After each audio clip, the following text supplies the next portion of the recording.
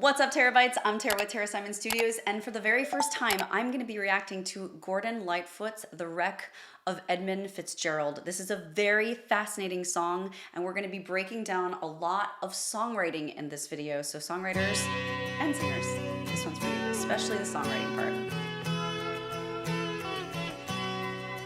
So this is based off of the wreck of the SS Edmund Fitzgerald, which was a ship. The legend lives on from the Chippewa on down of the big lake they call Gitchagumi.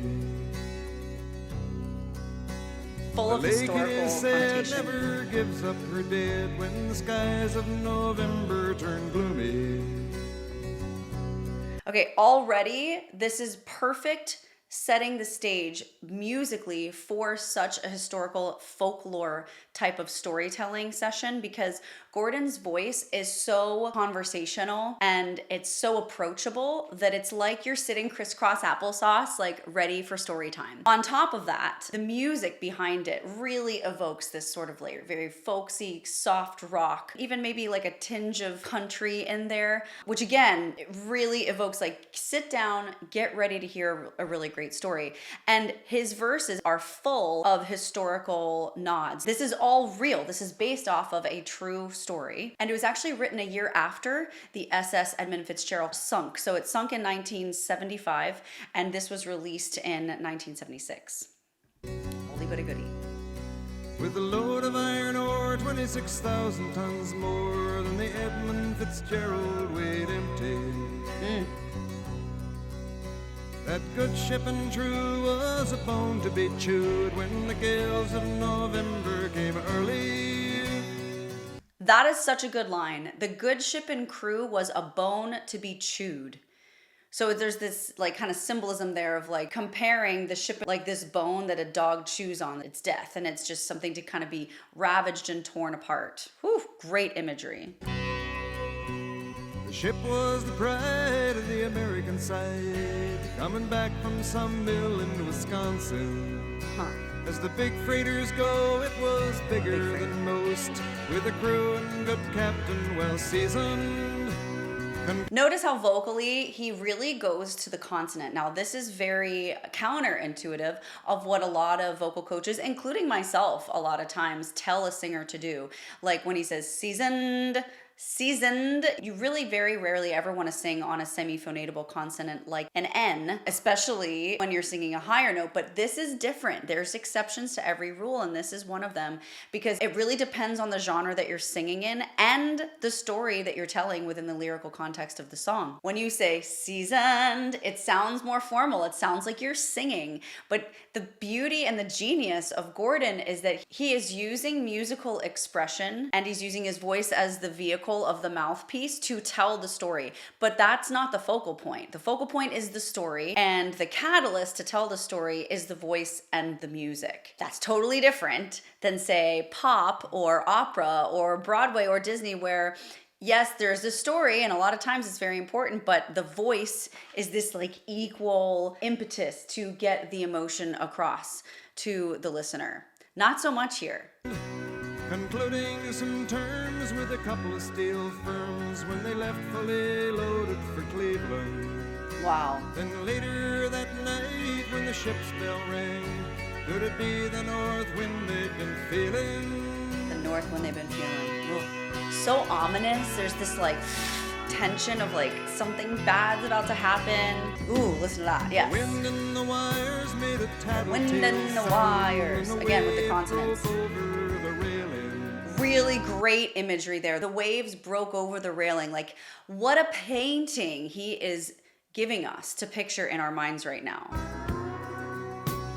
And every man knew as the captain did too, 'twas the witch of November come stealing. Witch of November, personifying the weather.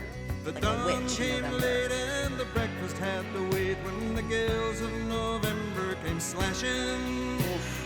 When afternoon came, it was freezing rain in the face of a hurricane west wind. Wow. Interesting.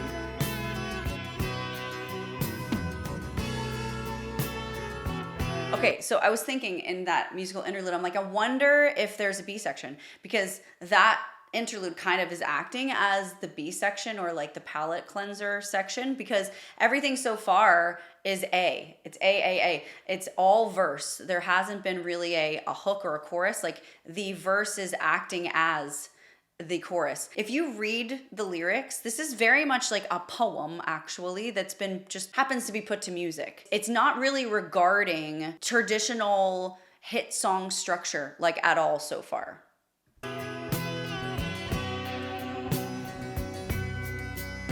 When supper time came, the old I love that. cook came on deck saying, fellas, it's too rough to feed you. Too rough to feed you. Dang. Not even the last meal. 7 p.m. a main hatchway caved in. He said, fellas, it's been good to know ya. Oh, so sad. Captain wired in, he had water coming in, and the good ship and crew was in peril. Oh. And later that night, when his lights went out of sight, came the wreck of the Edmund Fitzgerald. Right, yeah. So still, we're at that A section still, and then the musical interlude's acting as the palate cleansing B section, so to speak.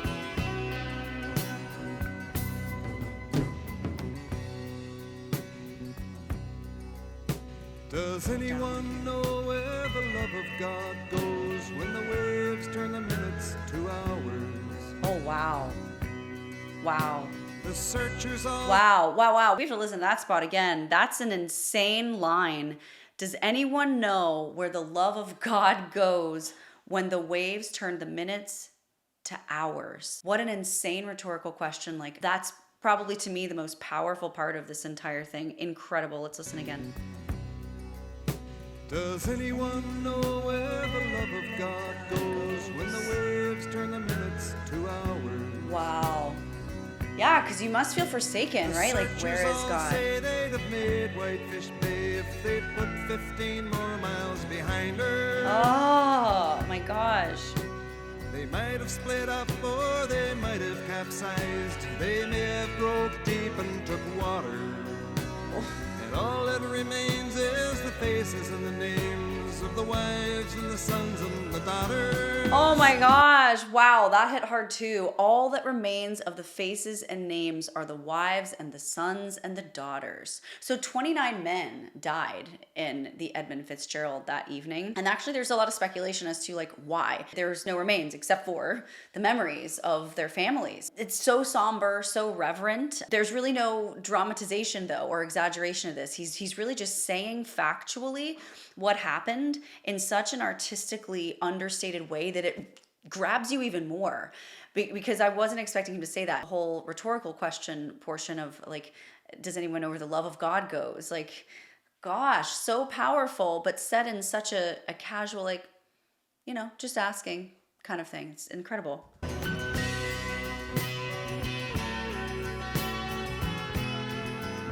And there's a foreboding mood to this too, especially when they talk about the skies of November turning gloomy, when he talks about that. Lake Huron rolls, Superior sings in the rooms of her ice water mansion. Yeah, wow, Michigan ice water mansion, steams amazing. like a young man's dreams. The islands and bays are for sportsmen. Wow. And farther below, Lake Ontario takes in what Lake Erie can send her. Interesting. So it's even talking about how the lakes go into one another. This is a history lesson here. Personification here. How November remembers. Giving November a brain that remembers. I love that, actually. Personification is one of my favorite writing little mechanisms. And there is no other melody, actually, so far. In Detroit, they prayed in the Maritime Sailors Cathedral. Uh-huh. The church bell chimed till it rang 29 times. 29 times. Yeah, Fitzgerald. one ring per man who died. So sad. Ooh, that was a nice Legend little lives time on there. from the Chippewa down of the big lake they call Gitchagumi. Okay, so now he's repeating. Superior, they said, never gives up her dead when the gales of November come early. Superior, they said, never gives up her dead. So again, personification there, her, right? It's like Superior is now a female. She never gives up her dead. Oof, wow.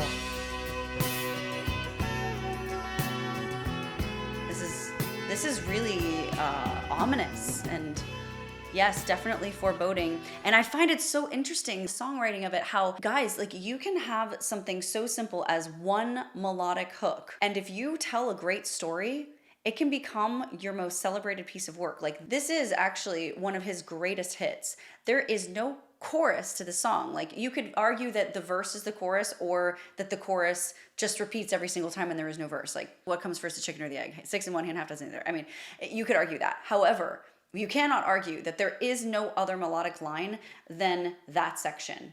There's no vocal melodic B section of this.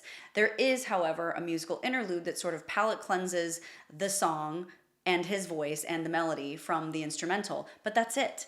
The next thing, the palate cleanser, is the next change of lyrics that move the story on, and you're so engaged, you're so enthralled, you're so captivated by knowing what happens next because of all of the writing techniques that he uses: personification, alliteration, symbolism, rhetorical questions. All of those play into your engagement into the song, and you don't even notice it's that interesting. You don't actually need it. He doesn't have a bridge even. It's the same thing, just telling different words, and that is the power of good songwriting. Like lyricists are genius, because if you're a great lyricist, you can make anything interesting. So I encourage you singer-songwriters out there, take a hint from Gordon Lightfoot and the wreck of Edmund Fitzgerald. Take what he's doing, take the breakdown of this, and see if you can exercise your songwriting muscles and creating something similar, because there's so much gold and there's so many little pearls of wisdom inside of this song to glean from and to put into your own practice.